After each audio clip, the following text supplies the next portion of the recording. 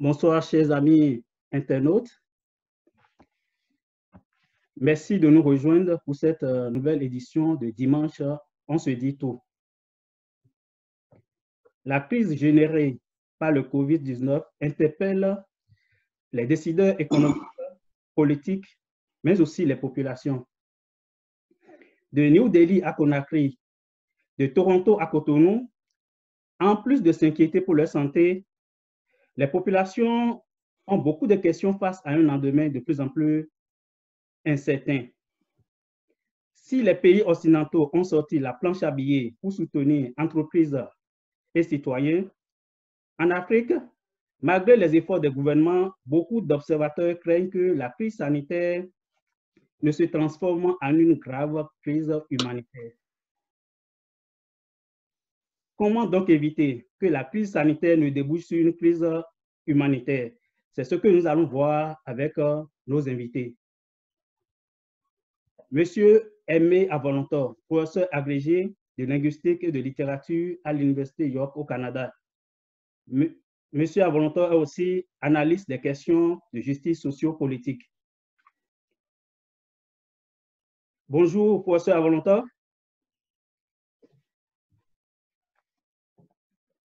Vérifiez votre micro.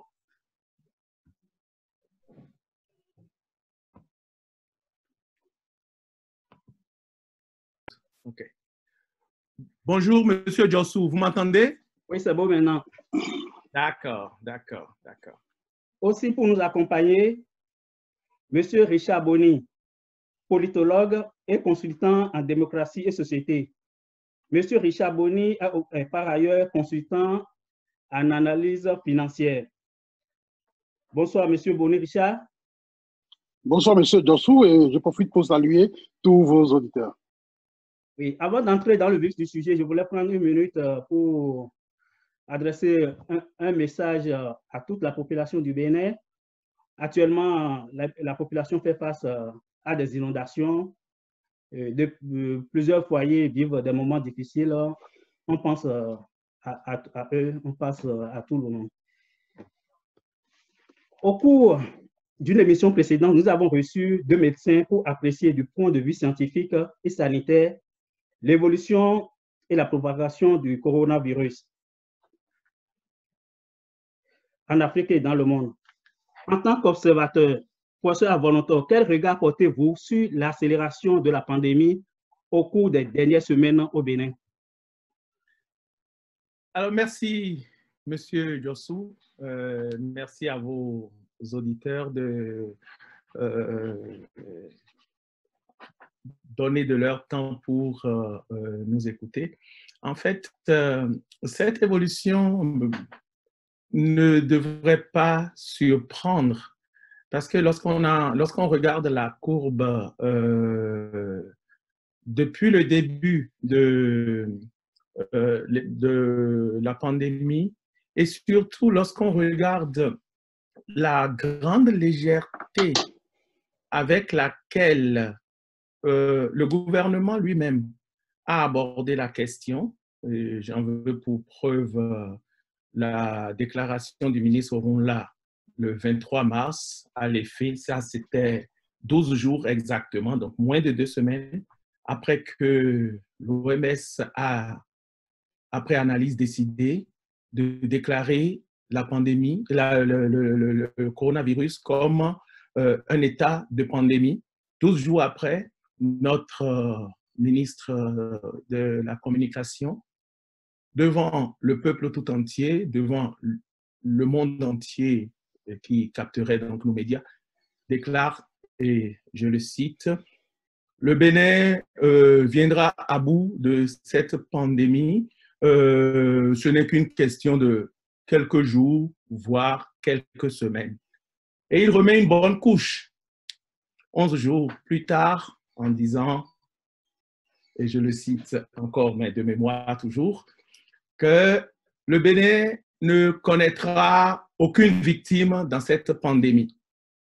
Le lit est donc fait pour que la population ne prenne jamais au sérieux le risque, alors qu'il y avait beaucoup et beaucoup de lanceurs d'alerte qui essayaient d'attirer, surtout parmi ces lanceurs d'alerte, il y a des gens qui étaient vraiment proches des cercles fermés, des informations privilégiées sur la pandémie, sur le coronavirus, et qui n'arrêtaient pas d'alerter. Mais le gouvernement a choisi la posture,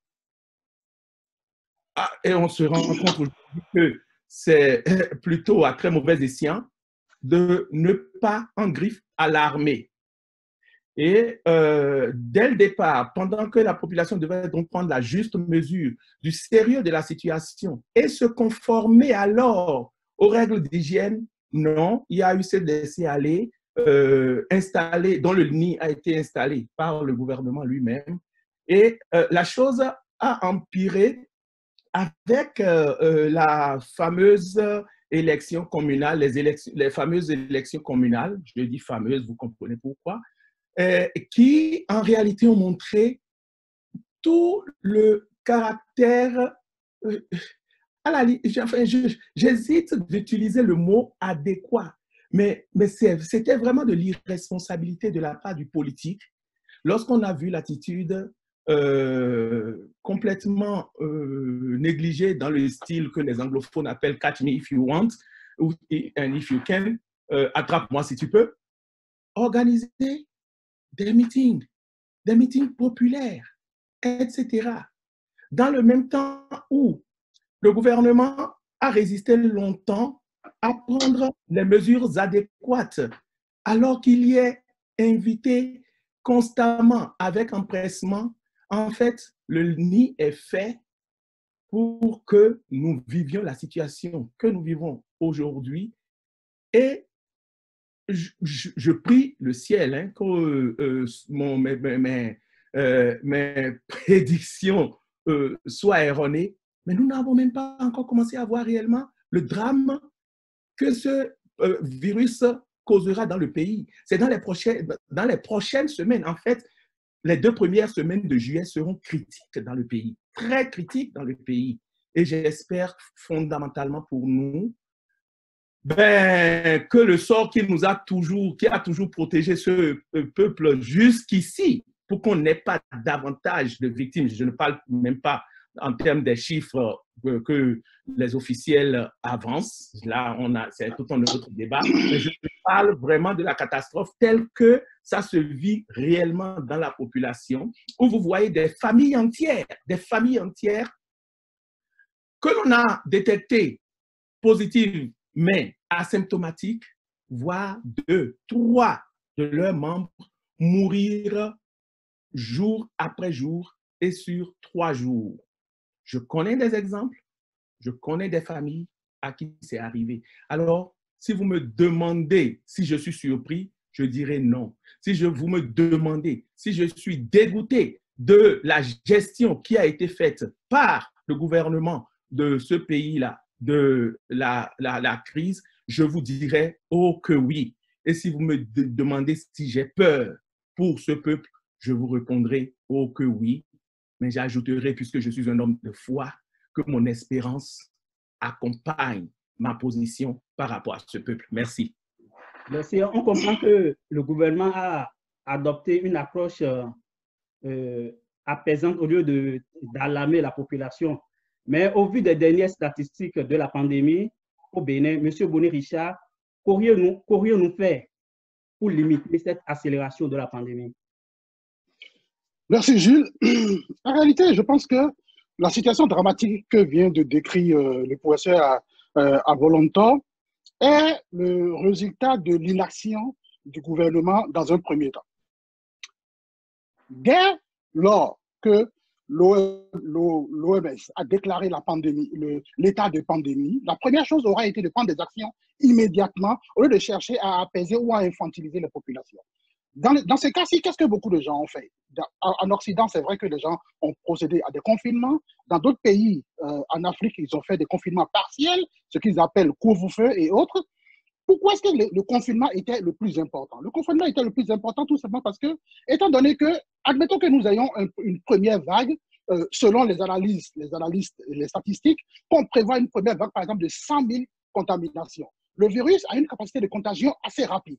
Donc, si on prévoit, par exemple, une capacité de 100 000 personnes de contagion pour la première vague, le confinement permet aux hôpitaux d'absorber à petits coups les cas contaminés. Donc, au lieu de laisser tout le monde, parce que cette contamination peut arriver en un mois si tout le monde est dehors. Or, nos hôpitaux n'ont pas la capacité d'absorption de ces contaminations-là. Par conséquent, il fallait confiner les gens pour extraire les cas contaminés et en attendant de mettre en place un système de, comment on appelle, de tests de masse.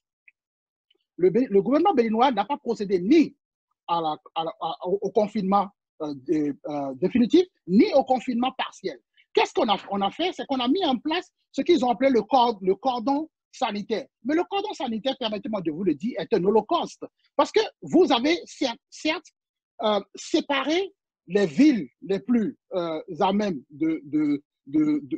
où les gens sont les plus à même à porter le virus, vous les avez séparés des autres. Mais à l'intérieur de ces villes-là, qu'est-ce qui a été fait? Vous vous rappelez que le gouvernement, lorsque le président de la République lui-même a fait sa sortie, il a individualisé la crise. Il dit, aujourd'hui, moi, je ne peux rien faire que, par conséquent, que chacun se prenne en compte. Alors, à l'intérieur de ces villes-là, aucune mesure n'a été prise jusqu'à ce que, c'est 2 semaines pratiquement après, alors qu'on connaît la capacité aussi rapide de contagion de ce virus-là, c'est à peu près 2 semaines après, alors que les gens se sont entremêlés. On a même vu le président de la République lui-même circuler, sans pouvoir donner l'exemple, il circulait dans sa Mercedes sans masque pour dire aux gens, pratiquement, il n'y a rien. Voilà, moi je suis dehors, je n'ai pas de masque, il n'y a aucun problème. Alors, les gens, à l'image du chef de l'État, ont circulé, ils se sont entremêlés et le virus a eu le temps de se propager. C'est seulement quand il y a eu cette malheureuse dame qui est morte à l'hôpital Maouna que l'État s'est réveillé et qu'on a décidé en ce moment d'évacuer non seulement tout l'hôpital, mais d'exiger des masques. Pendant ce temps, ce virus a eu le temps de se propager à l'intérieur de la société, à l'intérieur de la ville qui a été séparée des autres villes. Et la seconde raison pour laquelle le taux est devenu aussi exponentiel aujourd'hui, c'est que en même temps que nous sommes désormais conscients que le mal est là et qu'il se propage dans la population et que nous n'avons pas les moyens d'absorption des cas malades et que nous ne pouvons pas aller prêter main forte à ceux qui sont désespérés, qui sont chez eux, mais on a quand même adopté une position assez, permettez-moi le mot, qui est très fort, je le sais, une position assez inconsciente de demander aux gens demander aux gens d'aller à l'élection. Or, nous savons tous ce que c'est que l'élection, même si, comme on l'appelle, à rebrousse-poil, on nous dit oui, écoutez, c'est une élection qu'on appelle totalement digitale, ce que vous savez est faux. On a vu des images de candidats qui drainaient des foules, on a vu des images même post-élection où des candidats qui sont élus on fait des caravanes avec des foules qui se drainaient. Or, nous savons que le virus à couronne n'a pas une capacité létale aussi différente des autres virus de la grippe que nous connaissons, mais son vrai problème, c'est parce qu'il a une capacité de contagion assez élevée. Alors, on a laissé les gens s'entremêler entre eux, puis finalement, et pendant tout ce temps, on faisait des messages d'apaisement et autres, et puis finalement, c'est quand le virus maintenant a commencé par faire des morts. Or, ce virus faisait déjà des morts pendant qu'on cachait tous les vrais chiffres, et c'est aujourd'hui qu'on essaye. Donc moi, je pense que, vous voyez, ce n'est pas quand on parle comme ça, certains nous disent, oui, mais c'est parce que vous donnez une importance visible trop à M. Patrice Talon ou à son gouvernement, vous ne faites que les critiquer. Mais comment ne pas critiquer un gouvernement qui ne prend que des positions politiques alors qu'il faut prendre des positions sanitaires et sécuritaires contre les populations? Finalement, qu'est-ce qu'on veut? Donc, voilà un peu ce qui se passe. Merci beaucoup pour cette introduction. Je voulais rappeler aux internautes qui sont déjà avec nous, qui peuvent partager aussi leur point de vue, leurs questions dans le fil des commentaires de cette vidéo live. Avant d'évoluer dans l'émission, je vais vous passer un élément audio. La semaine passée, nous avons reçu ici même le docteur Célestin Agbessi qui exprimait ses inquiétudes par rapport aux conséquences sociales de la maladie. Je vous laisse écouter l'élément audio et puis on revient pour la suite de l'émission.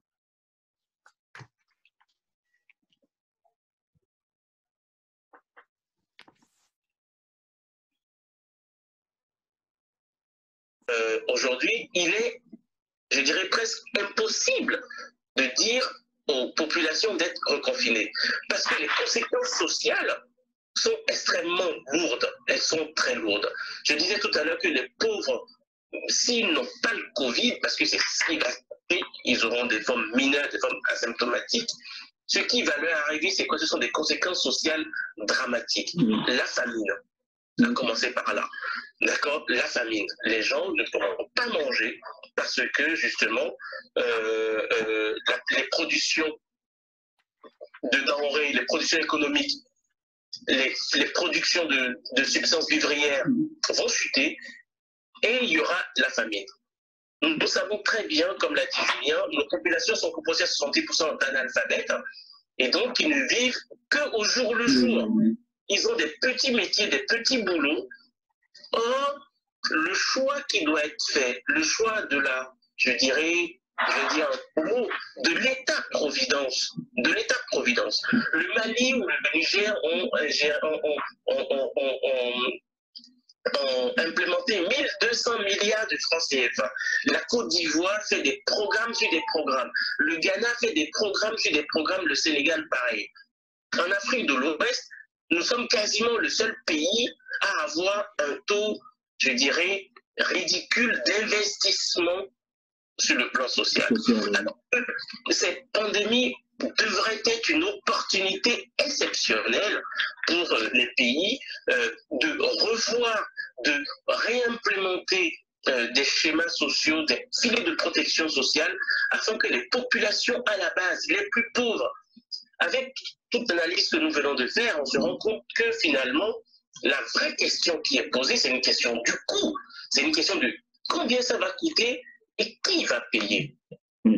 C'est-à-dire la pandémie de la Covid n'est pas uniquement une question sanitaire. On vient de comprendre la question sanitaire de manière sans doute imparfaite, mais il y a une autre question qui est posée, c'est la question sociale et économique liée à la Covid. Et pour cela, nos gouvernements ont fait des choix. Et ces choix, ils doivent les assumer, ils doivent les expliquer à tout le monde pour qu'on comprenne très bien où est-ce qu'ils veulent en venir. Ils ne peuvent pas bénir aujourd'hui, nous n'avons pas les moyens, parce qu'il y a d'autres choses qui sont faites à côté avec de l'argent public, avec de l'emprunt public.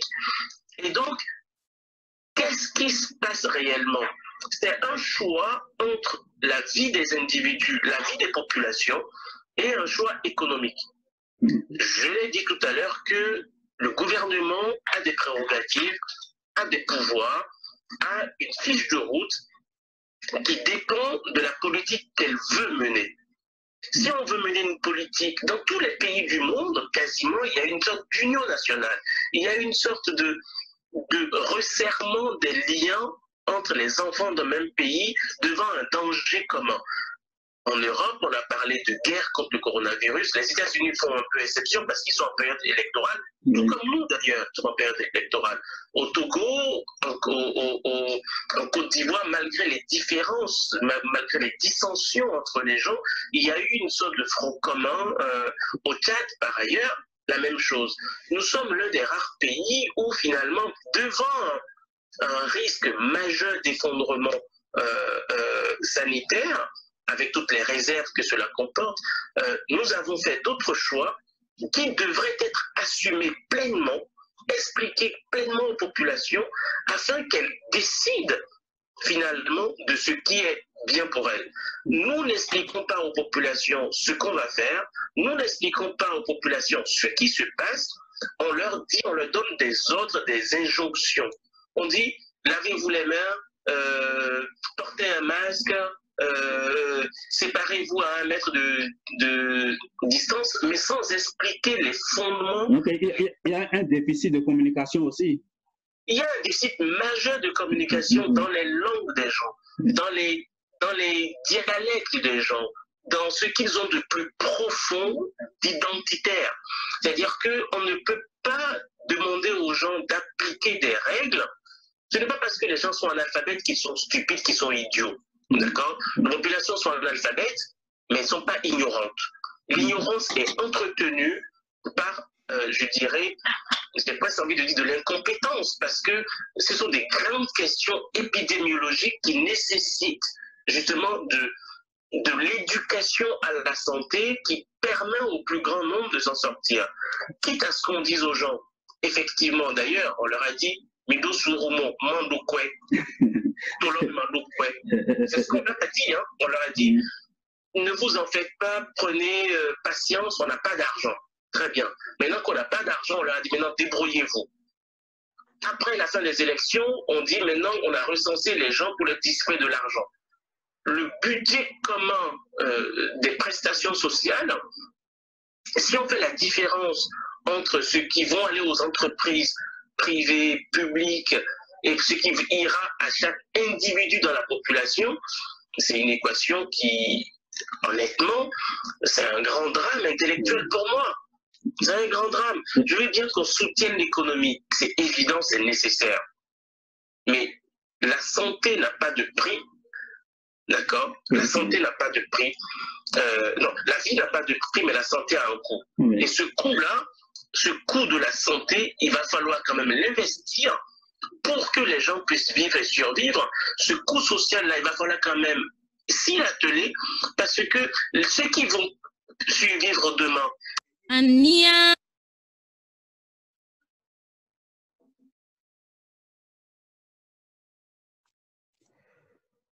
la vie n'a pas de prix, mais la santé a un coût. C'était le docteur Célestin Agbessi.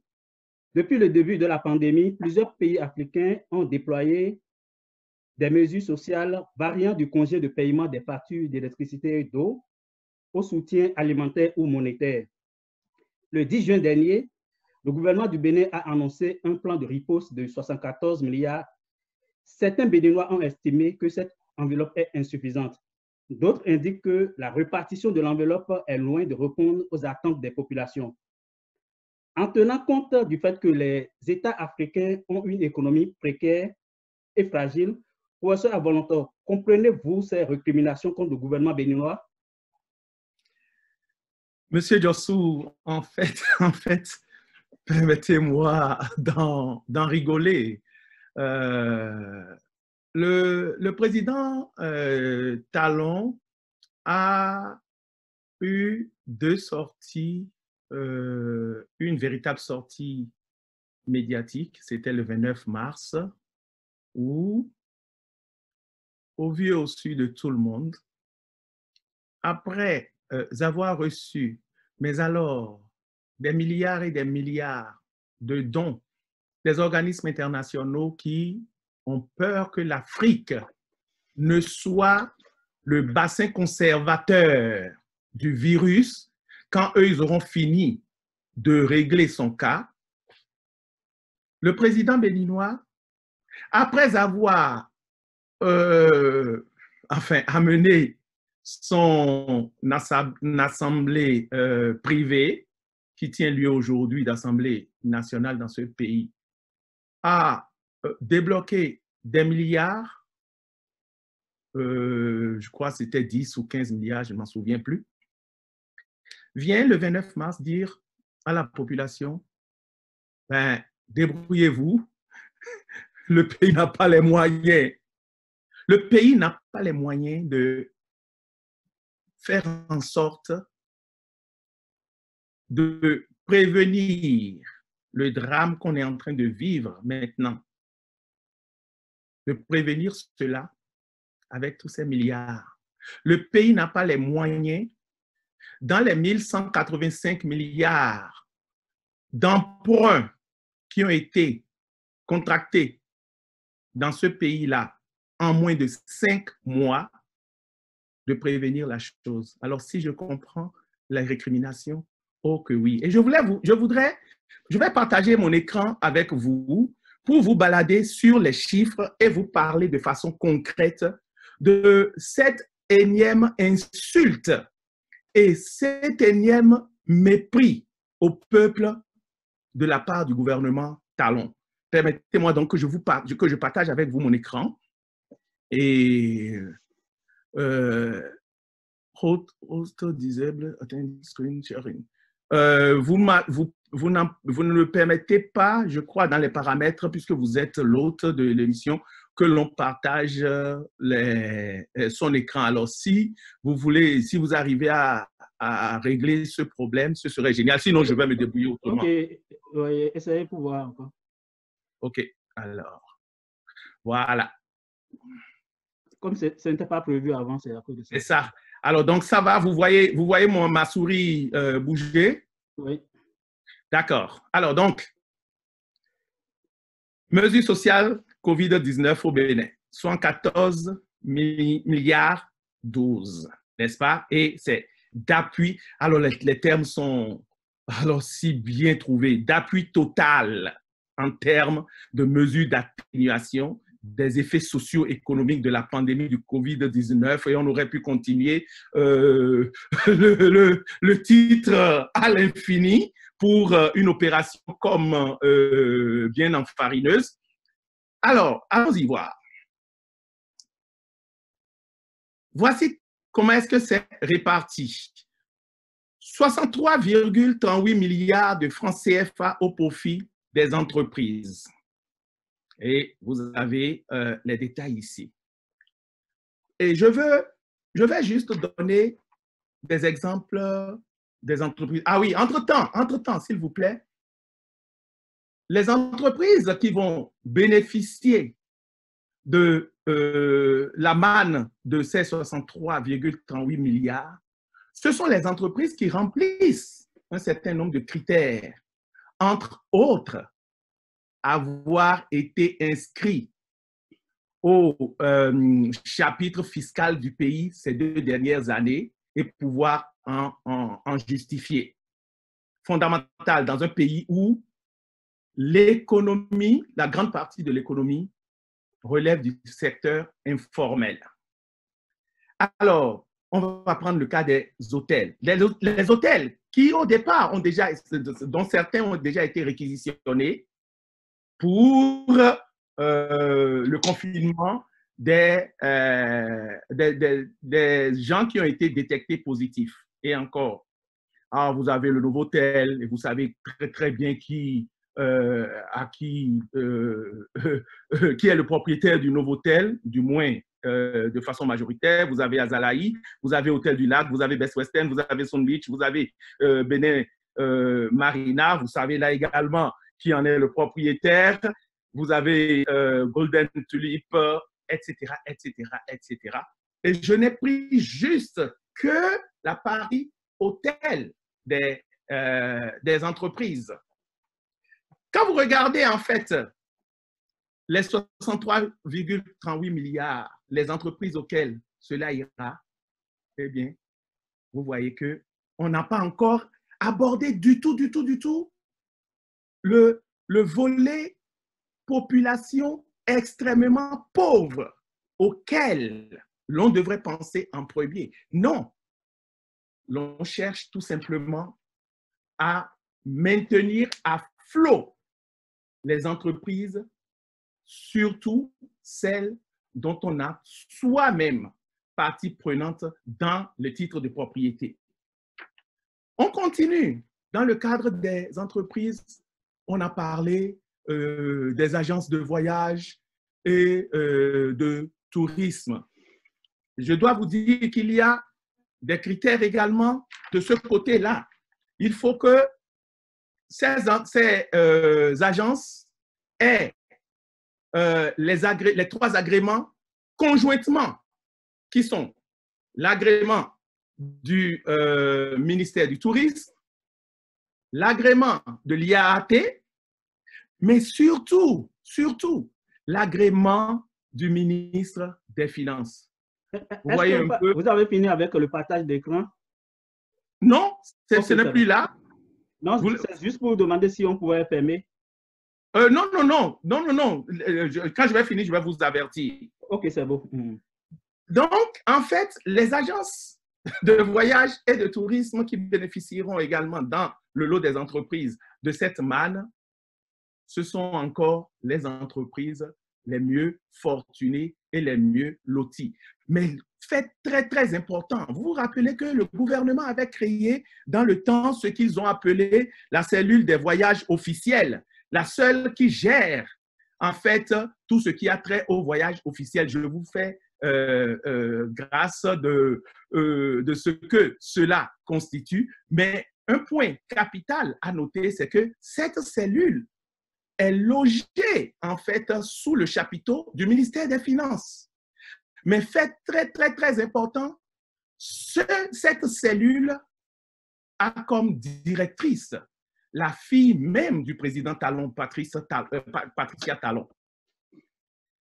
Vous comprenez alors que, en fait, la manne qui va être distribuée est tout simplement un moyen déguisé d'utiliser l'argent du contribuable, du moins cet argent que l'on a reçu ou que l'on a été emprunté au nom du contribuable pour maintenir à flot nombre de ses propres entreprises, nombre de ses propres structures.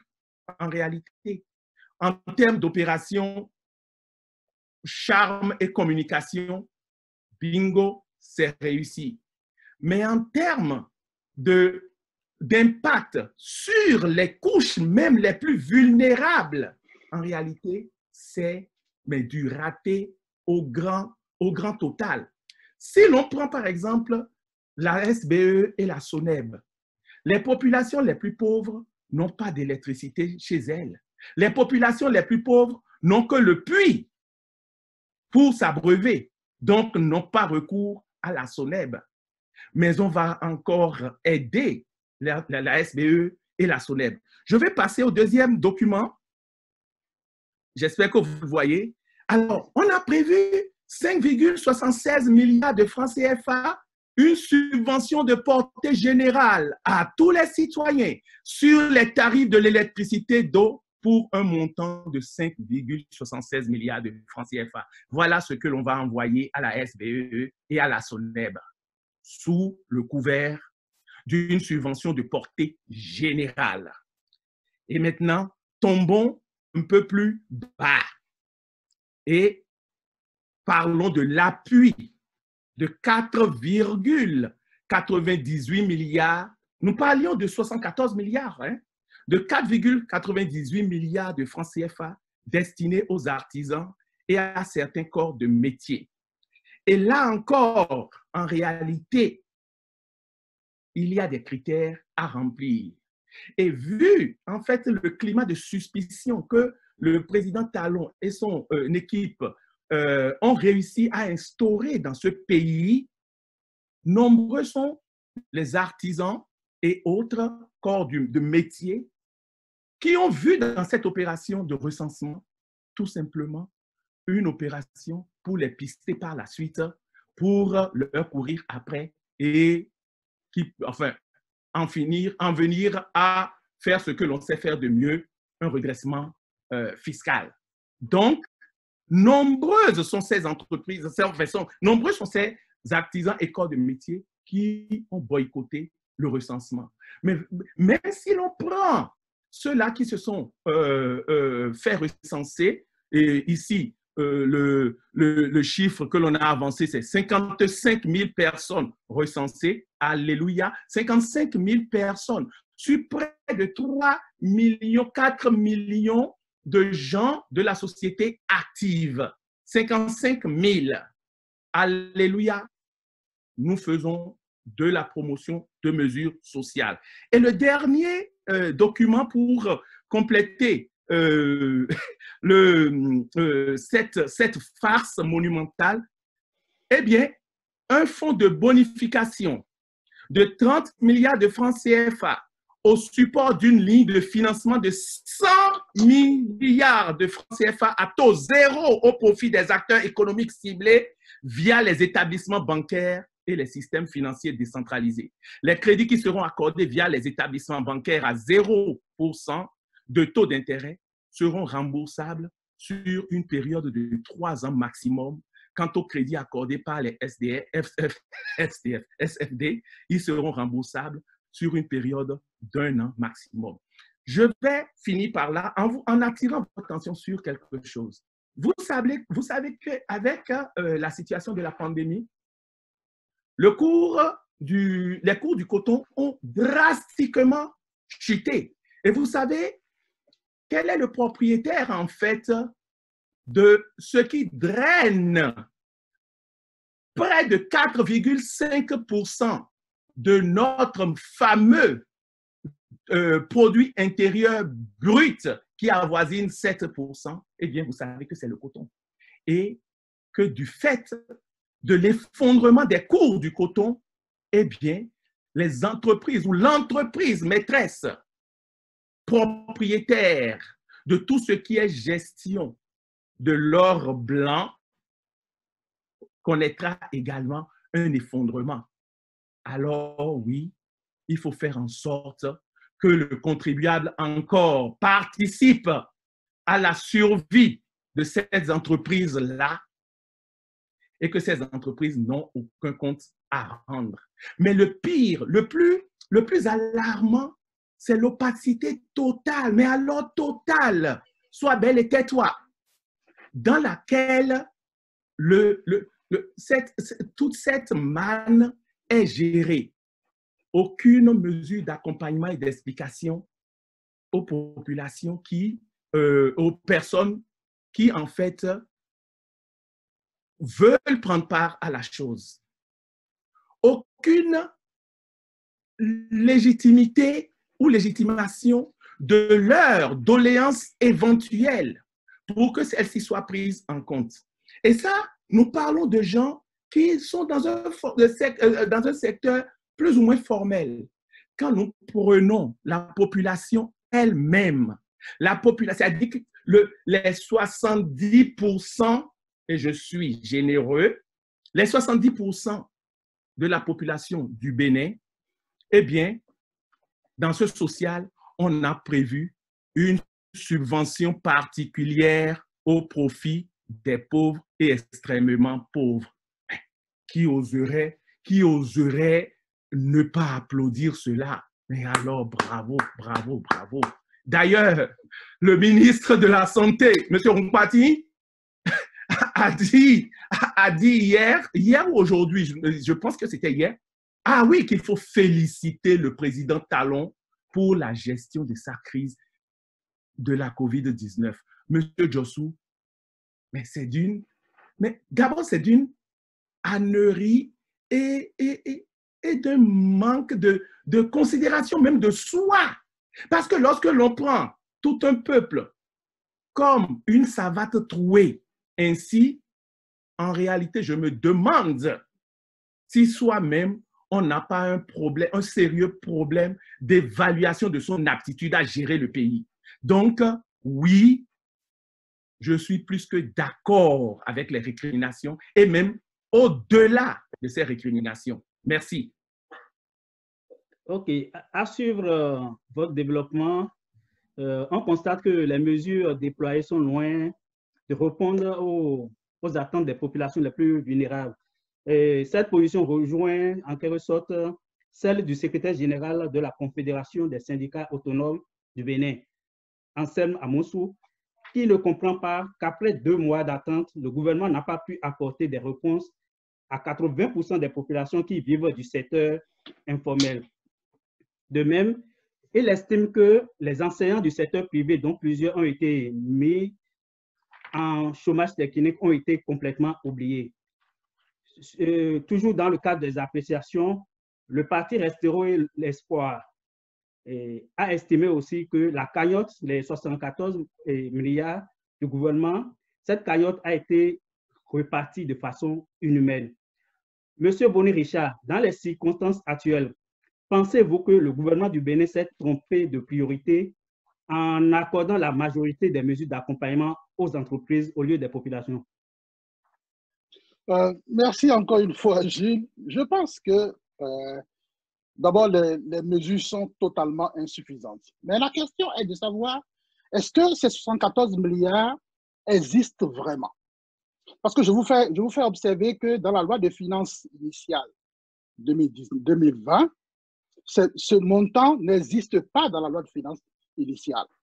Ce qui veut dire que pour que ce montant existe et pour qu'il y ait une traçabilité, il faut qu'il y ait une loi de finances rectificative. Donc, ce qu'on appelle communément le collectif budgétaire. Il n'y a pas eu de collectif budgétaire. Donc, en réalité, ce montant, non seulement, peut-être qu'il n'hésite qu'en partie, mais il ne peut pas exister en totalité.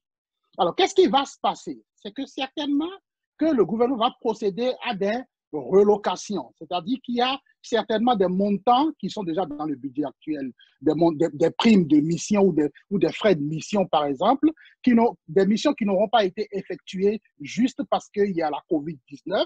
Donc, ces frais-là, ces montants seront réalloués pour financer cette subvention dont on parle. Mais le vrai problème que rencontrent aujourd'hui les entreprises, ce n'est pas la question de la COVID-19. La question de la COVID-19 vient d'arriver. Mais c'est l'effet d'éviction qu'induit la présence permanente de l'État sur le marché financier qui asphyxie les entreprises béninoises. Parce que ce qui se passe, c'est que quand l'État est lui-même permanemment sur le marché financier, il va évincer le prêteur second. Parce que l'agent économique, c'est-à-dire que l'emprunteur va préférer prêter à un État qui a de la garantie souveraine qu'à une entreprise qui a juste une garantie commerciale. Donc, le risque avec une entreprise étant plus élevé, l'emprunteur va préférer prêter son argent à l'État. Qu'est-ce que ça fait? C'est que quand l'État, par conséquent, est permanemment sur le marché financier des emprunts et surtout des emprunts privés, directement, ça induit un effet d'éviction. Donc, ça évince les entreprises du marché financier. Ce qui fait que ces entreprises ne peuvent plus avoir assez de crédit à injecter dans le développement. Ils ne peuvent pas embaucher. Donc, le chômage s'en va en grandissant. Et l'État, aujourd'hui béninois, ne fait rien pour que les dettes qu'il accumule soient productives. Alors, est-ce qu'il y a 74 milliards? J'en doute personnellement. Et même s'il y avait 74 milliards, il faut remarquer qu'en réalité, il y aura à peine 10% qui vont revenir vraiment aux populations. Et comme le disait le doyen à Volontor, étant donné qu'il n'y a pas de confiance, parce qu'il faut vous rappeler toutefois qu'en toute chose, la confiance est importante pour l'action publique. Sans confiance, l'action publique ne peut pas prospérer. Dès lors que les populations n'ont pas confiance aux mesures que prenne le gouvernement dans le cadre de cette COVID-19, donc les accompagnements dont il est question, ça va enclencher ce qu'on appelle l'effet de désincitation de travail. C'est-à-dire que les gens ne vont plus aller bosser parce qu'ils ne veulent pas par derrière être imposés. Et c'est ce que le doyen à Volontor était en train d'expliquer tantôt. Mais le vrai problème, c'est quoi? C'est que dès les premiers jours de cette pandémie, je disais, écoutez, monsieur, il ne s'agit pas d'une épidémie locale qu'on peut circonscrire rapidement. Il s'agit d'une pandémie, donc une épidémie nationale. Par conséquent, soit vous procédez au confinement ou au confinement partiel. Dans les deux cas, il y a toujours un risque. Et comme j'aime bien le dire, il y a de risque lorsqu'on peut anticiper un dommage.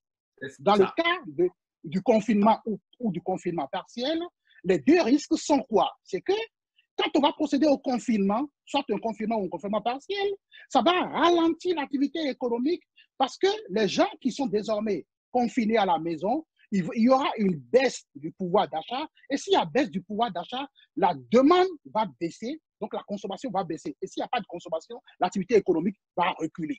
Donc, pour ne pas que la pandémie ait un poids négatif sur l'activité économique au sorti de cette COVID, il faut injecter de la liquidité dans l'économie pour pouvoir relancer la consommation pour que l'activité économique ne stagne pas. C'est pour ça qu'au Canada, par exemple, nous avons la PCU de Justin pour permettre aux gens de continuer par consommer, pour ne pas que l'activité économique s'arrête, pour que la consommation baisse. Alors, donc c'est en voulant injecter cette liquidité qu'on est allé sortir patatras ce 74 milliards qui en réalité n'existent pas.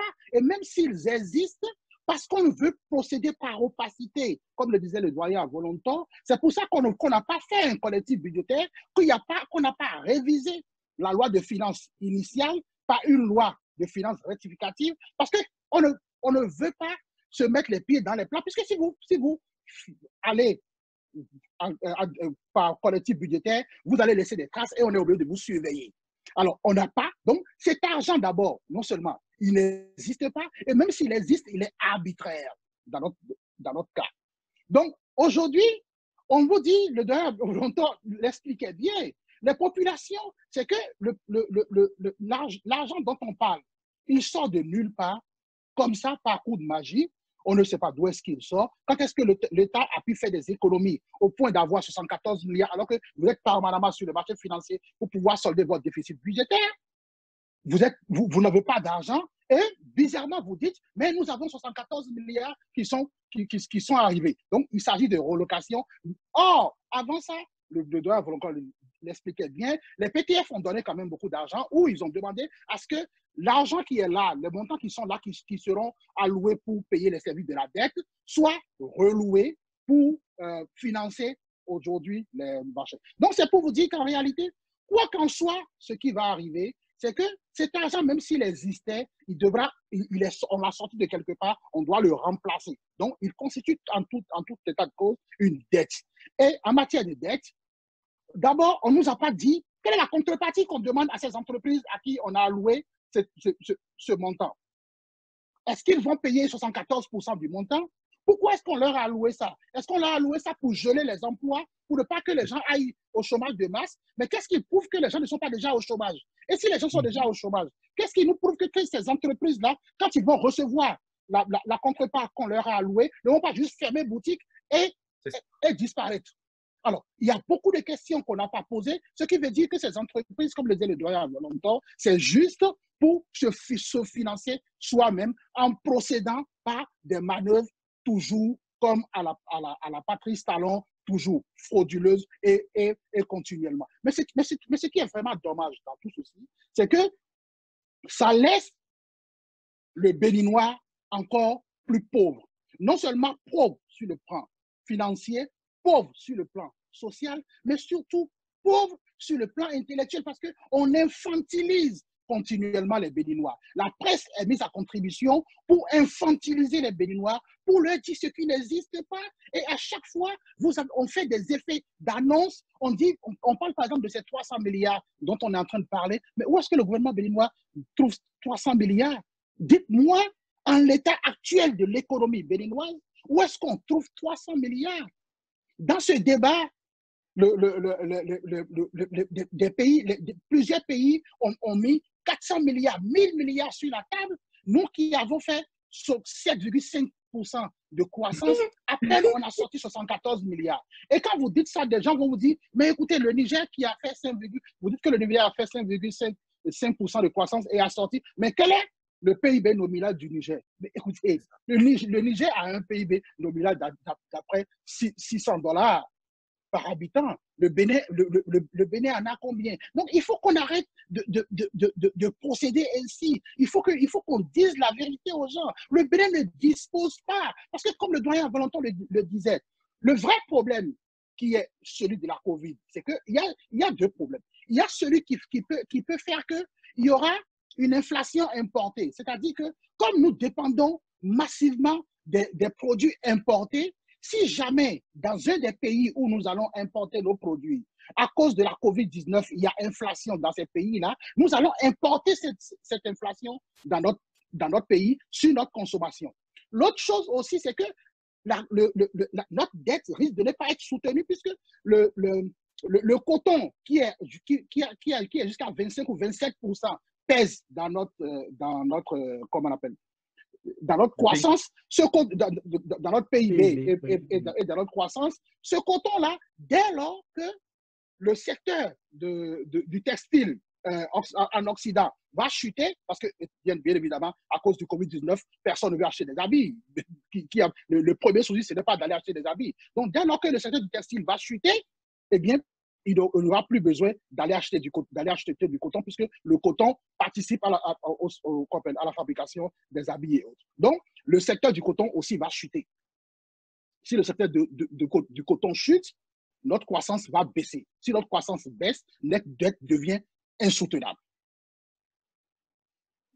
Le Bénin a refusé d'aller sur ce terrain-là pour avoir de la liquidité. Et aujourd'hui, on vous sort des chiffres.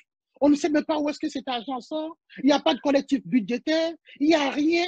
C'est comme par miracle. On vient, on dit, il y a 300 milliards pour des entreprises. Mais quelles sont ces entreprises-là? Qu'on énumère chacune de ces entreprises-là. Qu'on vous dise au moins, dans ce domaine, nous avons, écoutez, l'État détient la base de données de toutes les entreprises qui remplissent les conditions. Par conséquent, l'État est capable de vous dire, nous, dans notre base de données mise à jour à la date du 27 juin 2020, nous avons 17 hôtels dont les noms suivent qui remplissent les conditions. Par conséquent, nous allons privilégier ces 17 entreprises-là. L'État peut bien sûr le dire, puisqu'il a la base de données. Et en ce moment, on leur dit, OK, mais en contrepartie, si vous prenez ce montant-là, vous allez le rembourser sur telle période. C'est normal de le dire. Il faut de la transparence. Mais rien n'est transparent. Alors moi, je pense que, pour moi personnellement, les 74 milliards n'existent nulle part, puisqu'il n'y a aucune loi, elle n'est prévue nulle part. Et même si elles existaient, elles n'iront pas aux populations. Et finalement, ce sont les populations qui vont en payer les frais. Comme le disait le professeur à Volontan, combien de populations, les populations qui sont même juste derrière Calavi, n'ont même pas de courant, pour ne même pas parler de ceux qui sont chez moi à Djougou là-bas ou à Souburuku là-bas. Ceux qui sont même à Calavi ici, il y en a qui n'ont pas de courant. À Togudo, il y a des populations qui n'ont pas de courant, qui n'ont pas d'eau électrique. Moi, chez moi, à Calavi, je n'ai pas d'eau électrique. J'ai encore un puits et une affaire sous mon toit. Donc, qu'on ne vienne pas me dire que oui, on va faire. Et en plus, le ministre des Finances a vendu la mèche. Il a dit, ce n'est pas, c'est la revalorisation des prix d'électricité la revalorisation à laquelle on devait procéder dans les jours à venir. C'est cette marge-là qu'on est en train de subventionner. Ce n'est pas le prix initial de courant qu'on est en train de subventionner. Donc, si vous payez votre facture à 2000 francs CFA tous les mois et que le gouvernement avait décidé qu'à partir de septembre, il allait ajouter 20% sur la valeur, donc, que vous allez passer de 2000 francs à 2200, à 2400 du moins, c'est les 400 francs que vous n'avez même pas encore payés, dont vous n'avez même pas encore fait le programme. Ce sont ces 400 francs virtuels-là qu'on est en train de subventionner. En réalité, on ne subventionne rien. On ne subventionne rien. En fait, qu'est-ce qui se passe? C'est que, vous savez, comme dans des montages dans les paradis, on fait des montages. Hein, on vient, c'est comme dirait l'autre, c'est que c'est un jeu de Gaiman, vous comprenez? C'est qu'il y a du virtuel, rien n'est existant, rien n'existe vraiment. On vient à la télévision, on invente, parce qu'on suppose que 78% des populations ne sont pas allées à l'école, alors on vient et exprès, comme nous sommes dans un pays où nous sommes obligés de parler à nos populations en langue étrangère, on fait exprès d'exacerber cette langue étrangère-là. On va sortir des mots qui sont incompréhensibles par les populations. On va exacerber cette langue étrangère-là juste pour ne pas que les gens comprennent. Et puis, comme on le dit, on va faire du agidi avec les mots, on va jouer, et puis on va dire oui, machin et tout, et on s'en va. Ce n'est pas sérieux. La confiance est la base de toutes les actions publiques. Sans confiance, l'action publique ne peut pas prospérer. Et quand on fait comme ça, les populations n'ont aucune confiance. Ça va désinciter les populations et finalement, vous auriez tout fait, vous n'auriez rien fait. Alors moi, je pense que le gouvernement de Patrice Talon a peut-être encore de la chance. On ne peut pas être pessimiste jusqu'au bout. Mais pour qu'elle ait de la chance, il faut qu'elle revienne. Il faut que Patrice Talon devienne un homme politique, un chef d'État, et qu'il enlève l'habit d'homme d'affaires, l'homme d'agidi, l'homme qui veut chercher à prendre tout partout. Il faut que ça s'arrête là. Voilà, je pense que si je dois parler, je vais juste ennuyer vos auditeurs. Ça ne servira pas à grand-chose. Je voudrais juste, avant de continuer, rappeler aux internautes qui peuvent partager leurs commentaires directement dans le fil de la vidéo, ou bien si éventuellement ils ont des questions, ils peuvent envoyer les questions aussi en commentaire. Monsieur Donc, le plan qui se pose actuellement... Monsieur Djossou, vous permettez? Oui, professeur Valentin, oui. Juste en fait, dans ce lot, il y a un lot de travailleurs, les travailleurs précaires que l'on a oubliés en réalité.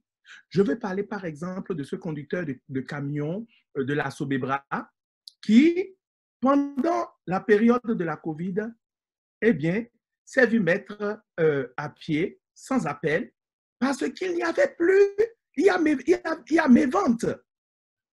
Dans les mesures que l'on a appelées mesures sociales, rien n'a été pensé pour ces travailleurs-là, que j'appelle travailleurs de la précarité. Et je tenais à rendre un hommage particulier à ce genre de travailleurs, justement, qui sont les éternels laissés pour compte de tout le système d'employés, de la masse employable et employée de ce pays-là. C'était juste ça. Merci. Merci beaucoup. Juste, je prends une seconde pour remercier M. Fernand Azanono qui nous a envoyé un commentaire. Je vais vous le lire rapidement avant de continuer. Bonsoir, je salue l'excellente communication, la conscience patriotique des organisateurs de ce débat. J'apprécie aussi l'effort de sincérité des communicateurs, mais je vais peut-être vous surprendre. Je crois que le débat est faussé quand vous prenez fait ou cause pour une population qui souffre comme un troupeau à l'abattoir et en est victime. C'est juste un extrait de son commentaire que je partage avec vous. Donc, s'il y a d'autres internautes qui veulent échanger avec nous, ils peuvent toujours envoyer leurs commentaires. On va partager. S'il y a des questions, on va partager les questions avec les communicateurs. Donc, en termes de mesures sociales, le problème se pose sur deux volets. Suivant votre développement, il y a d'abord l'insuffisance de la cagnotte et puis il y a les problèmes de répartition. Parce que vous l'avez démontré à loisir que jusqu'à 90% de la cagnotte a été réservée pour les entreprises. En fait, aujourd'hui, ce qu'on remarque, c'est que le temps joue contre tous les pays africains. D'autant plus que dans les dernières semaines, si on prend le cas du Bénin, on connaît une accélération de la pandémie. Et pour vous, professeur Valentin, comment peut-on maintenant mieux orienter les mesures pour ne pas oublier cette couche-là qui représente 80% de nos populations?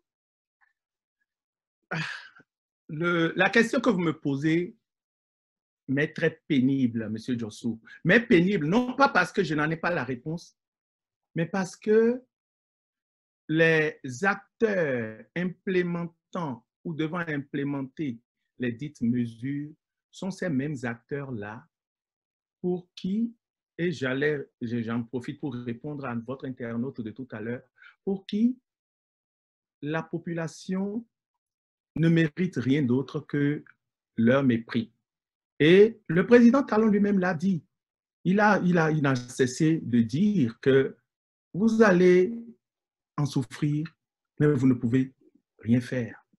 Et la population, et on va de mesures tétanisantes en mesures tétanisantes pour terroriser, pour qu'ils puissent en souffrir et qu'ils ne puissent rien faire. Et l'autre chose fondamentale que le président Talon a dit, en fait, si le président Talon a un génie, c'est vraiment de savoir utiliser les mots pour décrire, en fait, je discutais avec quelqu'un hier et je parlais de la structure psychologique du président Talon. Je dis, la structure psychologique du président Talon est tellement formatée sur sa personnalité, sur sa personne, sur son ego, que le président Talon ne peut jamais rien faire sans que ce soit orienté dans ses intérêts personnels. Tout ce que je fais, je pense d'abord à moi. Tout ce que je fais, je pense d'abord à moi. Je cite le président Talon. De ce point de vue, il va falloir, normalement, il y a encore moyen de revoir la chose et de refaire le chemin à l'envers. Mais ce n'est pas possible avec le président Talon. Vous allez voir quelques mesures cosmétiques, quelques choses bling-bling, parce que en 2021, il y a des élections qui arrivent. Sinon, de simples observations d'éthique, et là j'utilise un bien grand mot que pour lequel ce gouvernement ne nous a pas montré qu'on pourrait lui faire confiance là-dessus, en termes d'éthique. Briser la loi d'Omerta, libérer la parole, libérer le sens des affaires. Parce que si vous remarquez bien, en fait, le président Talon, homme d'affaires ou président, élimine systématiquement quiconque ne lui fait pas allégeance, mais pourrait lui faire ombrage sur le plan des affaires, sur le plan de son état d'homme le plus riche du Bénin. Et cela, vous me demandez d'entrevoir une solution avec quelqu'un de cette nature-là.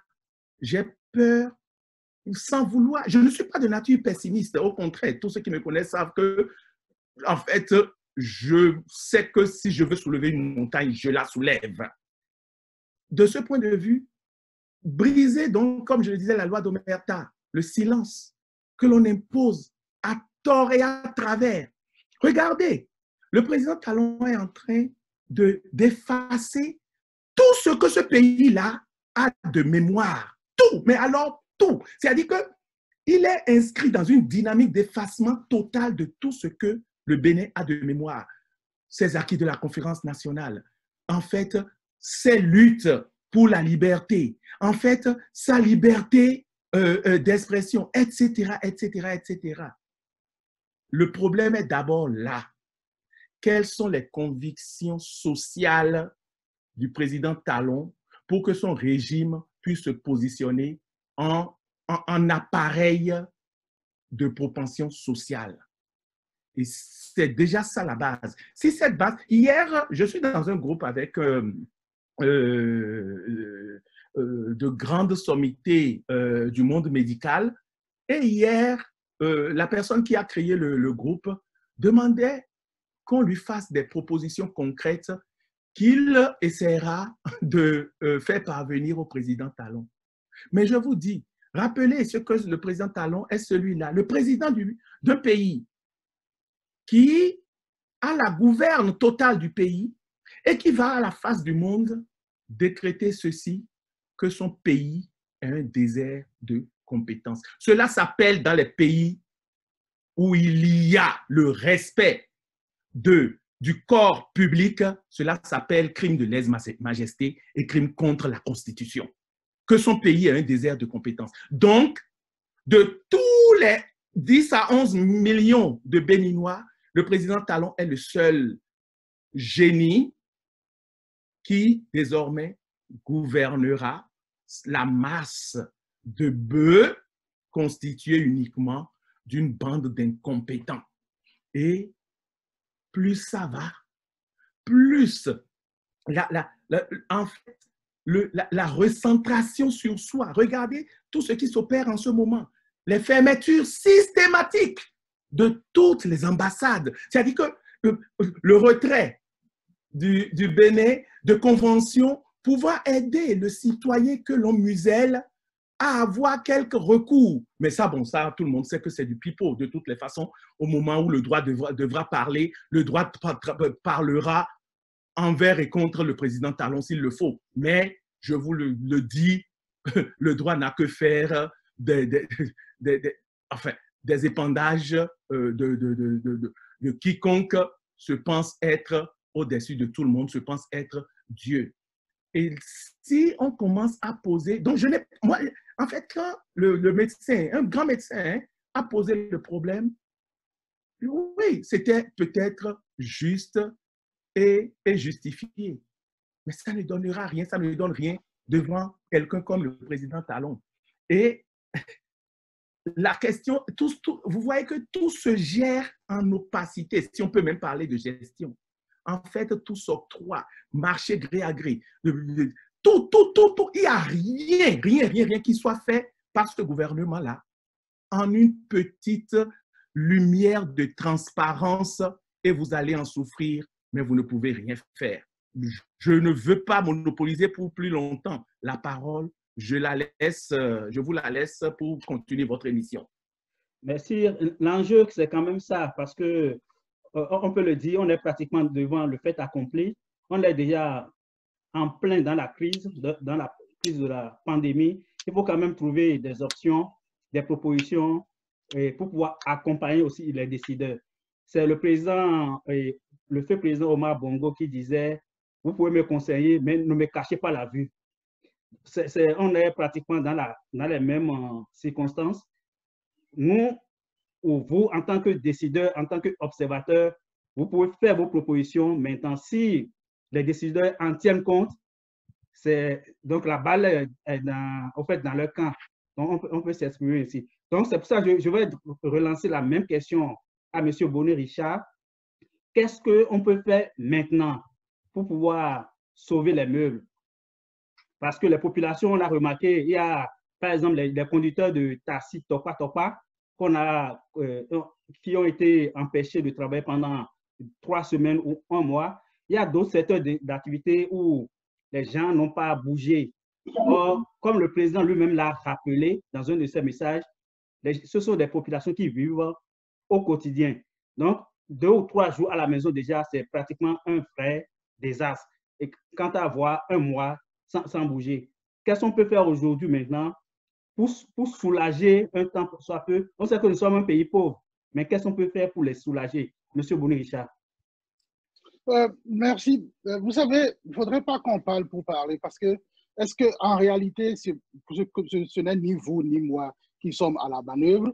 Donc, il faut d'abord qu'il y ait de la volonté de la part des dirigeants actuels de vouloir faire prospérer les populations, c'est-à-dire que de vouloir inclure les populations à la base dans leurs projets de développement. Or, nous savons tous que depuis que Patrice Talon est là depuis 2016, toutes ces politiques sont exclusives. Et vous le remarquez même déjà à partir de la croissance économique que nous avons, qui est une croissance exclusive, non inclusive et plutôt sectorielle. C'est-à-dire que ce sont des secteurs dans lesquels M.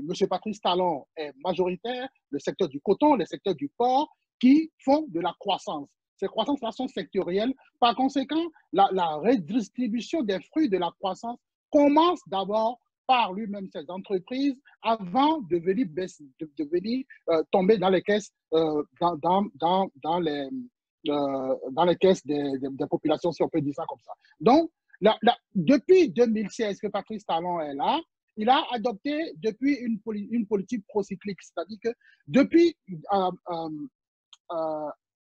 avant 2016 déjà, nous étions dans une sorte de récession à la fin du mandat de Thomas Yahi Boni, l'économie était un peu branle-bas. Et donc, quand Patrice Talon est venu, la promesse de Patrice Talon, c'était non seulement de faire des réformes, mais de relancer l'activité économique. Et c'est plutôt le contraire qu'il a fait. Il n'a pas relancé l'activité économique. Il est allé dans la même politique conjoncturelle de Thomas Boni Yahi. Aujourd'hui, quand on dit qu'on est en train de faire des travaux et que ça permet, qu'on est en train de lever les dépenses de l'État et que ça permet d'avoir aux populations d'avoir de l'emploi, il ne faut pas tomber dans ces pièges-là. D'abord, quelles sont les entreprises qui prennent ces marchés-là? Ces entreprises, vous ne les connaissez pas, ni vous, ni moi. Quelle est la contrepartie que l'État perçoit? Est-ce que l'État perçoit les redevances fiscales? Normalement, vous ne pouvez pas le savoir. Alors, par conséquent, aujourd'hui, on emprunte assez d'argent pour investir dans le développement des infrastructures, comme on le dit, mais cet argent-là, est-ce qu'il est productif? Est-ce que l'État perçoit? Parce que pourquoi est-ce qu'on adopte ce genre de politique habituellement en économie? L'État, à un moment donné, pour relancer l'activité économique, l'État va augmenter ses prestations, ses dépenses pour que des sociétés puissent prendre des marchés et embaucher. Alors, et pour que l'État puisse percevoir en TVA et en impôts directs auprès de cette société-là pour payer ses dettes et renflouer ses caisses. Mais aujourd'hui, nous ne savons pas ce qui se passe. Donc, que nous asseyions ici et que nous fassions des projections ambitieuses pour Patrice Talon, ce serait vraiment peine perdue. Honnêtement, de vous à moi, je n'ai pas envie de perdre le temps de vos auditeurs, ni de perdre le mien. Je ne vais pas aller faire des propositions parce que Patrice Talon n'est pas perméable. Ce n'est pas quelqu'un qui a envie de savoir qu'on lui dise ce qu'il doit faire. Or, il ne sait pas ce qu'il faut faire. Il faut pouvoir le dire franchement. Quand Patrice Talon disait devant François Hollande, je le rappelle, que le Bénin était un désert de compétences, je pense qu'il illustrait la perception qu'il avait de lui-même, qu'il projetait ça dans la population béninoise. Ce n'est pas la population béninoise qui est un désert de compétences, c'est M. Patrice Talon, dans ce domaine-là, qui est un désert de compétences parce qu'il vous souvienne qu'il n'a jamais géré une affaire lui-même, il n'a jamais été, je n'ai jamais pas lu le livre qu'il a écrit pour quelqu'un qui a réussi. Donc, moi, je pense que ça ne sert à rien que vous et moi, nous enseignons ici et que nous disons, oh, il faut avoir de l'ambition, il faut penser positif, Patrice Talon peut changer. Le monsieur ne veut pas changer. Il a dit, vous allez en souffrir et vous ne pourrez rien faire. Espérons simplement que le Bénin change de main d'ici là et que les populations puissent participer à ce changement-là et que nous puissions avoir un État responsable, un État franc. C'est surtout ça le plus important. Il faut de la franchise, il faut de la transparence. On ne peut pas gérer un pays dans l'opacité.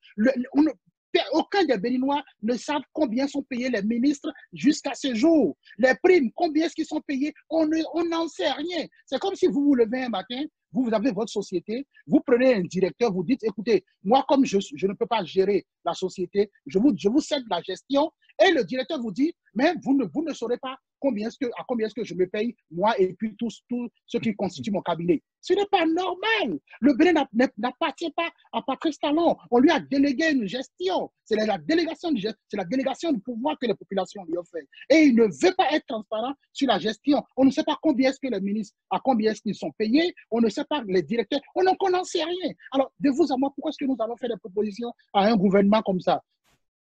Personnellement, je ne vais pas perdre le temps de vos auditeurs. Je ne vais pas leur mentir. Il n'y a pas d'espoir. OK, donc on va vraiment vers la fin de l'émission. Il nous reste environ une quinzaine de minutes. On a fait 1h15 environ. Il y a quand même un enjeu qui est lié plus ou moins à la crise de la pandémie. C'est les problèmes de dette. Et au début de la pandémie, des pays occidentaux ou les bailleurs avaient proposé un moratoire ou l'annulation des dettes. Et les points de vue au niveau des États africains, il y a certains États qui ont accepté cette offre et il y a d'autres qui préfèrent de la liquidité, dont le cas du Bénin. Et à travers son ministre des Finances qui a souhaité que c'est mieux de reprendre de nouvelles dettes, de reprendre la liquidité pour pouvoir continuer. Professeur Avolonto, quel est votre regard par rapport à la question de la dette? Est-ce que vous êtes pour l'annulation ou pour des liquidités pour les États africains? Je vais, Monsieur Joshua, je vais commencer d'abord par simplifier la question pour vos auditeurs. Nous sommes en face de deux positions. Ces deux positions encadrent en fait une Afrique surendettée, on ne peut plus. Et dans cette Afrique surendettée, on ne peut plus, il y a un Bénin encore plus surendetté, on ne peut plus. Ce Bénin qui, de janvier à mai, en 5 mois, a eu plus de 1000 milliards d'emprunts sur le marché obligataire. Et les deux positions s'expriment en ceci. Les autres estiment que, tiens, nous étouffons sous le poids de la dette, de la surdette que nous avons déjà envers vous. Et la pandémie n'aidant pas, eh bien, nous nous trouvons en réalité en situation où, si vous décidez de nous faire grâce, ne fût-ce même que pour quelques mois, du remboursement des parties ou autres de cette dette, ou si vous l'annulez, nous essaierons du mieux que nous pouvons, avec ce que nous avons, d'essayer de relancer notre économie.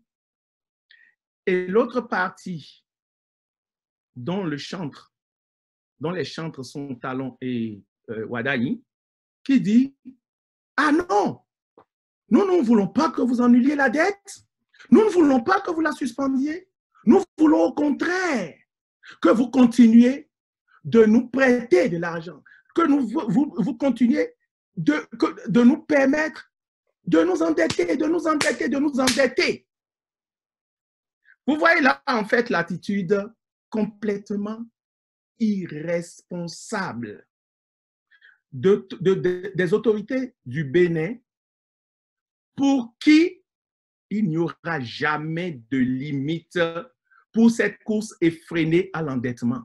Ce n'est même plus une honte.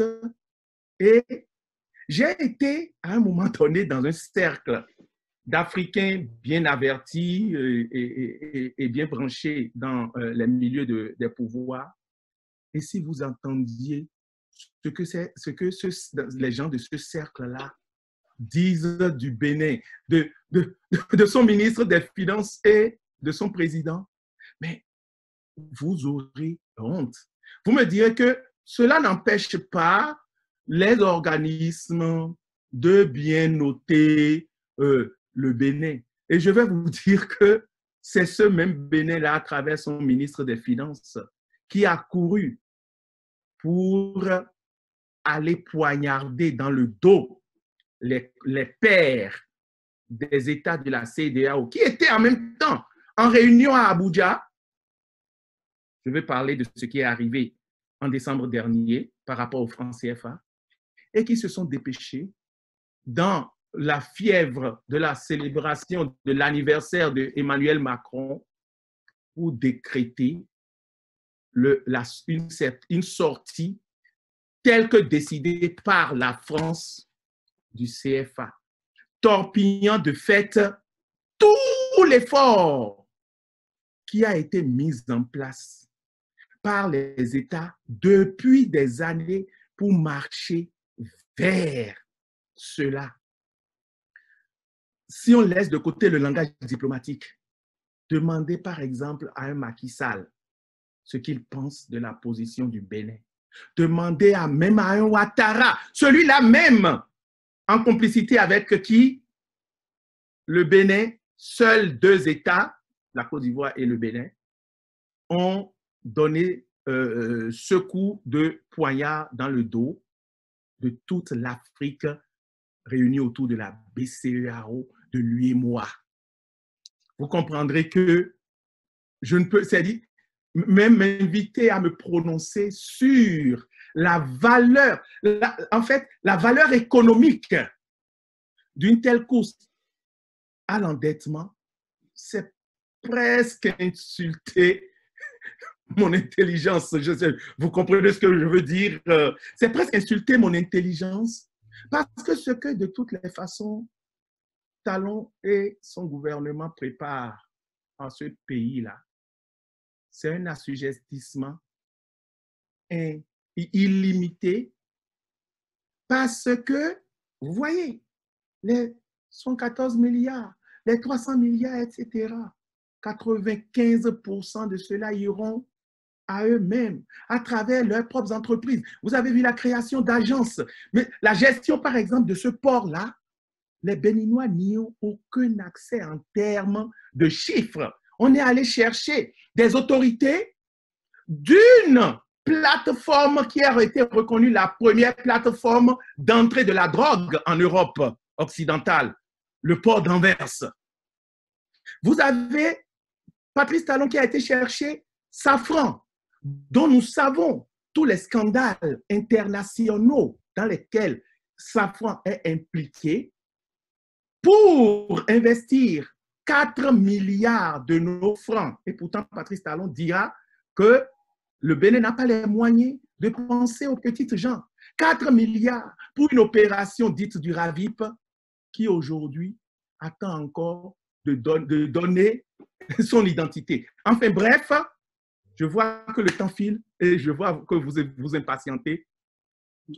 C'est la position du ministre Wada Ini et ceux-là qu'on appelle le clébé, j'aime bien le mot, en réalité, c'est dans la même logique. Et Patrice Talon, il sait, là où, entre griffes, je lui reconnais une certaine cohérence, c'est qu'il est droit dans ses bottes, il a son objectif, et jusqu'à ce que quelque chose vienne l'en empêcher, mais alors l'en empêcher de façon rigoureusement radicale, il est droit dans ses bottes et vous allez en souffrir, mais vous ne pouvez rien faire. L'on ne peut pas de façon raisonnable choisir de continuer de s'endetter là où votre créancier vous offre l'annulation de la dette.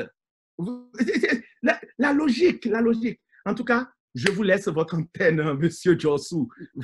J'espère au moins que vous avez compris ma position. Oui, parfaitement. Donc, je me retourne vers Monsieur Boni Richard. L'enjeu de la dette est quand même important pour la suite de la gestion des conséquences de la pandémie. Quel regard portez-vous par rapport aux deux options, à l'option offerte par les bailleurs, c'est-à-dire une annulation ou le moratoire, et ce que veut vraiment le Bénin, qui est la liquidité? Monsieur Boni Richard. Merci, Monsieur Djossou. En fait, comme l'a dit le doyen Volontaire, il y a eu deux courants de pensée dans ce débat-là. Et moi, je vais peut-être choquer certains. Pour une fois, et je ne le dirai pas tous les jours, j'ai aimé le Bénin sans aimer la position du Bénin. Pourquoi? Parce que pour une fois au moins, à travers le président, M. Patrice Talon et M. Wadayi, le Bénin a apporté une position dans le débat, une position intellectuelle avec des arguments. Parce que qu'est-ce qui se passe? Mais c'est que je ne partage pas leur position. Mais au moins pour une fois, je dis, on n'a pas fait que suivre, on ne s'est pas aligné tout de suite sur la position de la majorité, mais le ministre Wadayi a apporté des arguments qui, à un moment donné, ont failli me convaincre, seulement qu'après, je me suis repris, puis je dis, il faut faire attention. Alors, quel est le réel problème? C'est que, d'un côté, il y a le camp du don auquel appartient le ministre Wadayi et, je pense, Kako Nubuko, sous certaines mesures, en nuançant, c'est qu'ils disent, nous sommes l'accès à la dette, ok, pour solder le déficit de notre budget chaque année, nous sommes tributaires du marché financier. Or, pour aller sur le marché financier, il faut que nous sommes aussi tributaires des agences de notation. Si on fait un moratoire ou un rééchelonnement de la dette, les agences de notation vont abaisser notre note parce qu'eux, ils s'en fichent. Pour eux, ils considèrent que votre économie n'est pas assez solide pour pouvoir être éprouvée par la crise sanitaire. Donc, par conséquent, que vous ne pouvez pas soutenir, votre croissance n'est pas assez stable pour soutenir votre dette. Donc, eux, ils vont baisser votre note pour vous mettre dans une catégorie assez risquée. Si vous rentrez dans la catégorie assez risquée, le risque, c'est que ça réduit la base des investisseurs qui seront capables d'investir dans vos obligations. Alors, un pays émetteur tel que le Bénin, qui est permanemment sur le marché financier, n'a pas intérêt à ce que sa note de solvabilité soit baissée. Donc, en acceptant ce moratoire ou ce rééchelonnement de la dette, la note sera automatiquement abaissée. Mais le problème, c'est que la dette dont il est question, qui devait être rééchelonnée, c'est la dette détenue par les institutions de Bretton Woods. Or, il se fait qu'en réalité, la dette que crée le gouvernement béninois et le plus gros de la dette est détenue par la dette extérieure est détenue par la Chine. La plus grosse partie est détenue par la Chine. Et la dette que crée réellement, la dette de proximité, est la dette domestique.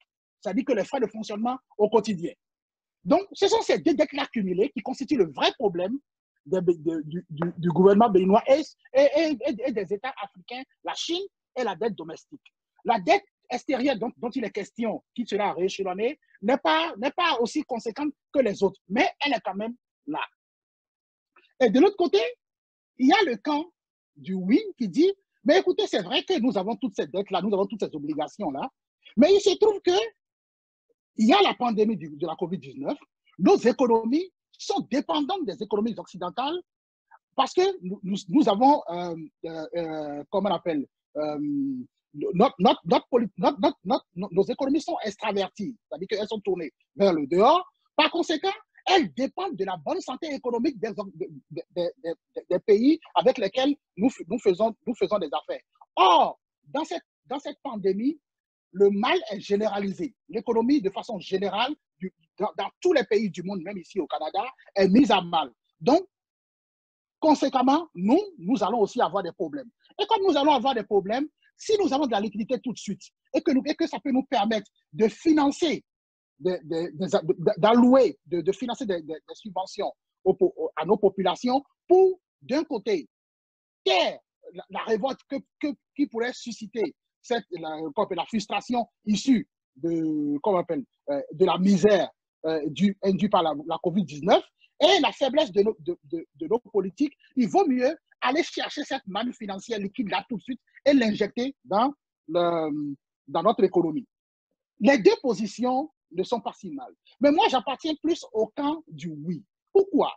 Parce que c'est vrai que nous avons une dette domestique qui est urgente, que la plus grosse part de la dette est due aux Chinois. Mais que la dette, comme on appelle le président Macky Sall nous disait que rien que pour le Sénégal pour 2020, le rééchelonnement de la dette lui permettra d'économiser 500 milliards de francs CFA. Alors, l'économie béninoise n'est pas aussi forte que l'économie sénégalaise. Donc, là où le Sénégal est en train d'économiser 500 milliards pour le rééchelonnement de sa dette, on peut envisager que le Bénin sera autour de 300 à 350 milliards. Donc, ça veut dire que vous avez 350 milliards à peu près de disponibles tout de suite à injecter dans votre économie si vous acceptez le moratoire ou le rééchelonnement. Donc, moi, je pense que dans ce débat-là, le vrai problème, c'est que la dette domestique, c'est derrière la dette domestique que court le ministre Wadagne et M. Patrice Talon, parce que pour eux, il faut trouver les moyens tout de suite pour financer la dette domestique. Mais quand vous regardez de plus près, à qui est-ce que nous devons cette dette domestique-là? Ce sont à leurs propres entreprises. C'est Talon qui doit Talon.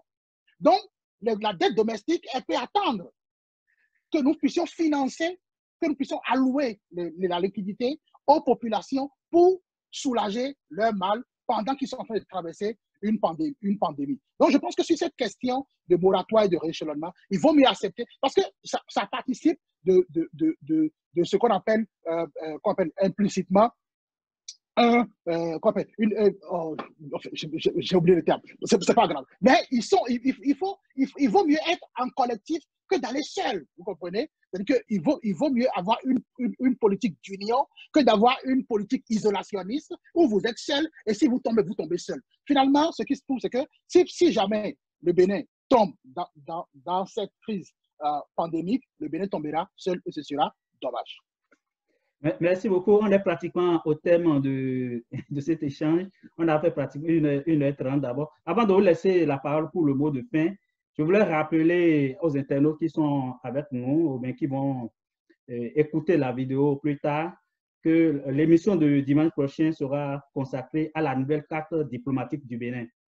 Donc, au cours de la semaine, on va communiquer les noms des invités pour que les gens puissent se programmer. Ça va être à la même heure, à 21h de Cotonou. Donc, en guise de mot de fin, je vais insister sur une question. On a commencé, on n'a pas fini.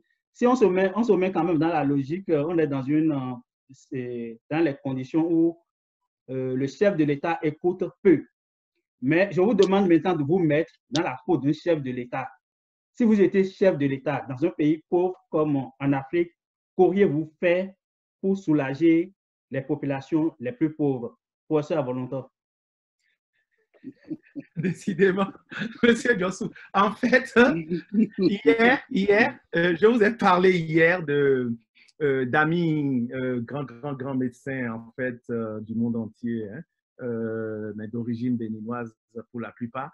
Et l'un d'eux demandait que nous nous mettions dans la peau du président Talon pour faire des suggestions dans les circonstances où nous sommes. Et je me suis ébouriffé. Je dis, ah non, je veux me mettre dans la peau de tout le monde, mais surtout pas dans la peau de Patrice Talon. Et là, vous, le lendemain, vous me demandez de faire la même chose. Je vais rester dans ma peau, mais envisager la chose du point de vue, enfin, d'un président de la République. Et je dirais, quand quelqu'un prend le pouvoir avec, au second tour, 65% d'adhésion, non pas nécessairement à son programme de société, parce qu'il y avait seulement 23,95%, pour être honnête, qui ont adhéré à son projet de société. Ce sont les 23% qu'il a obtenus au premier tour des élections de mars 2016.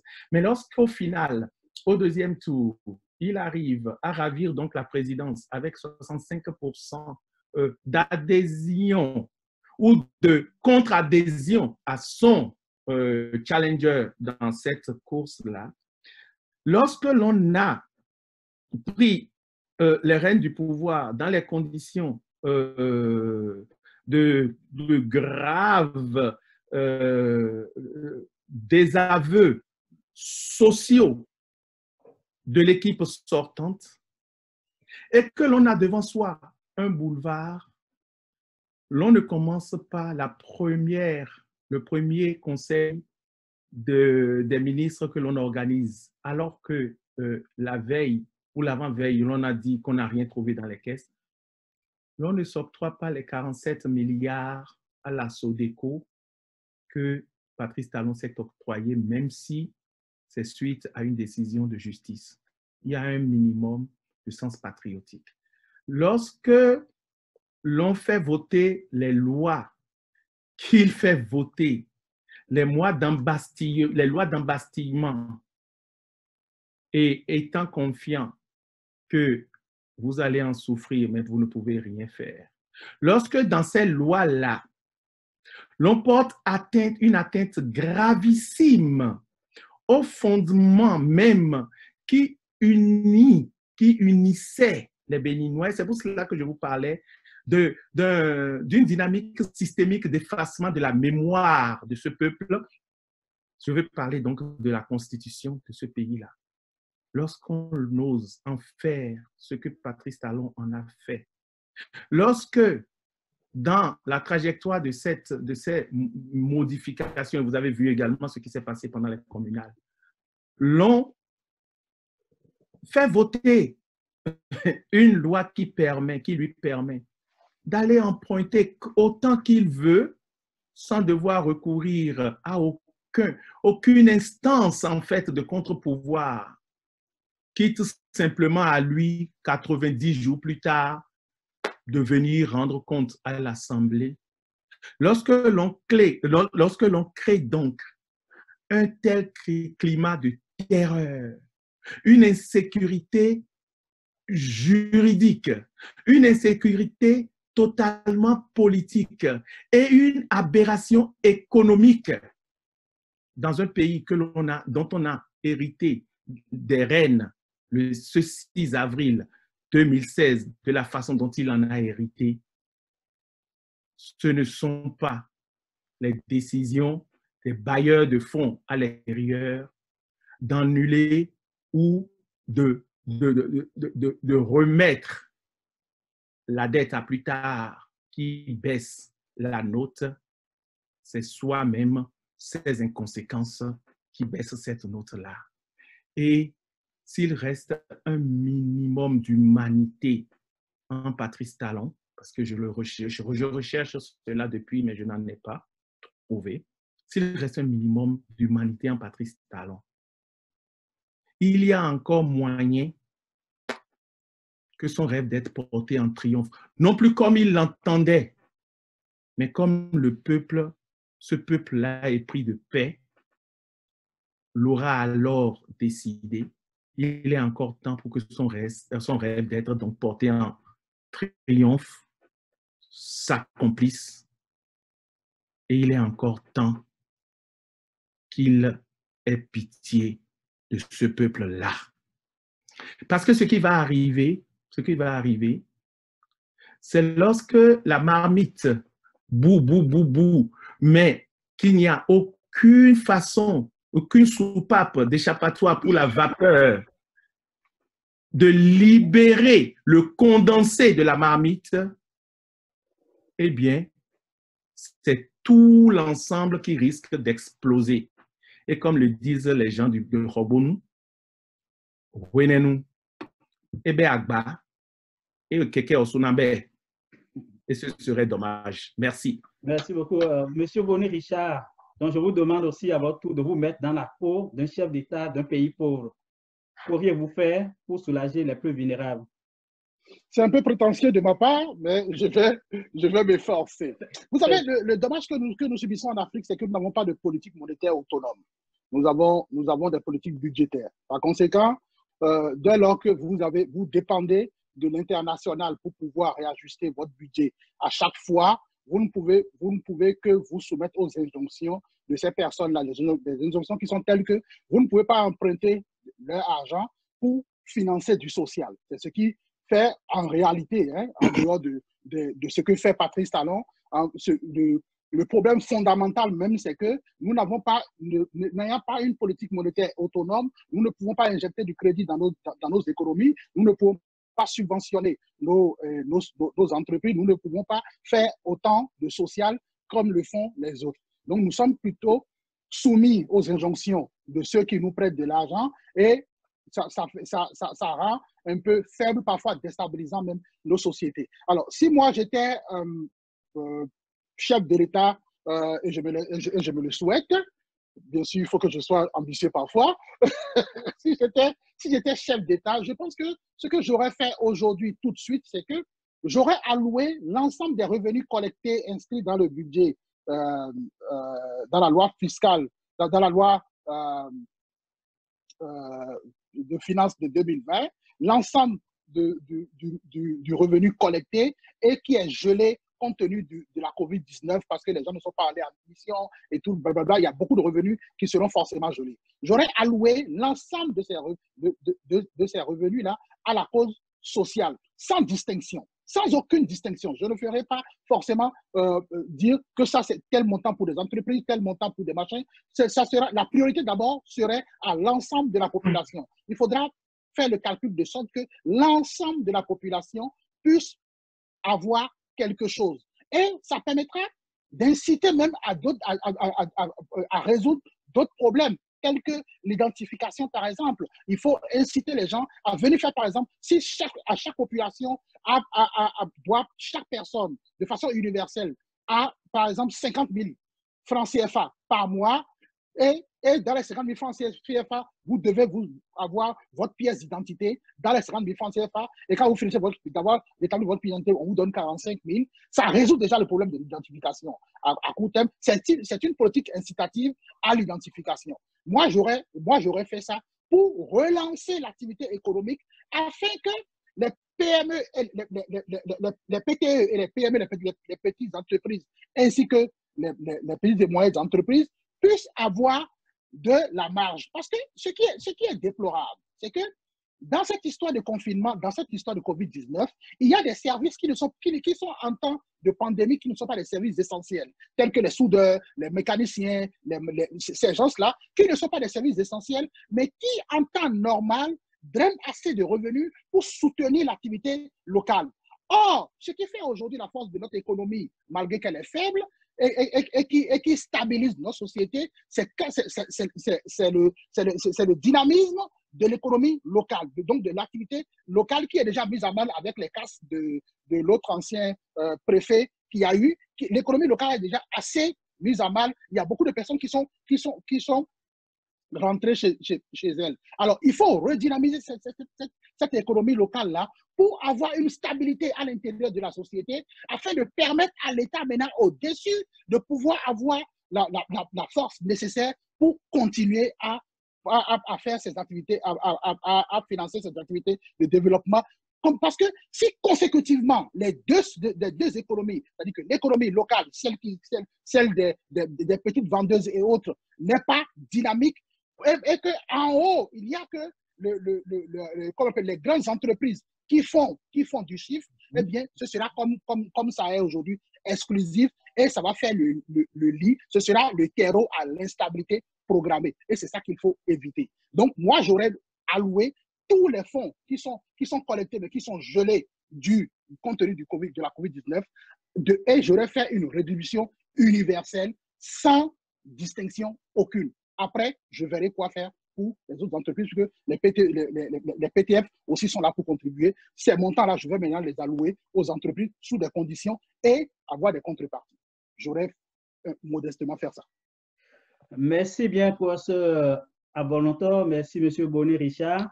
Avant de conclure, je voudrais remercier tous les internautes qui sont restés avec nous, et il y a certains qui ont même laissé des commentaires comme Pernan Azanono, Abiodun Wabi, Raimi Bio Wada et puis Aza Dos. Et je voudrais leur demander de faire connaître cette plateforme qui sera désormais hebdomadaire, et tous les dimanches on sera ensemble et sur de différents thèmes. Donc, au bout de cet échange, on retient que quand même, il y a une large frange de nos populations toujours oubliées dans le cadre des mesures d'accompagnement et des mesures sociales. Et pour soutenir l'économie, il faut injecter assez de liquidités. Et comme je l'avais rappelé dans le déroulé de cette émission, le secrétaire général de la CSA Bénin avait dit aussi que 80% de notre économie, le secteur informel, tout ce beau monde-là a été oublié pour le moment. C'est vrai que le gouvernement n'avait pas, en annonçant ces mesures de 74 milliards, le gouvernement n'avait pas fermé totalement la porte. Le gouvernement avait dit d'autres mesures sont en route. On espère que ces mesures viendront le plus rapidement que possible, parce qu'actuellement, d'autant plus que on a une accélération de la pandémie. Je crois qu'il faut accompagner les populations des 4 coins du pays. Et comme je l'ai dit aussi au début de l'émission, une pensée à tous les ménages qui sont confrontés actuellement au problème d'inondation au pays. C'est un problème sérieux, et j'espère que les autorités vont aussi accompagner ces ménages-là pour qu'ils puissent retrouver une vie normale. Merci à tous ceux qui sont restés avec nous jusqu'à présent. Merci beaucoup et bonne soirée. Et à dimanche prochain à 21h de Cotonou. Merci, M. Jossou, et merci. Merci.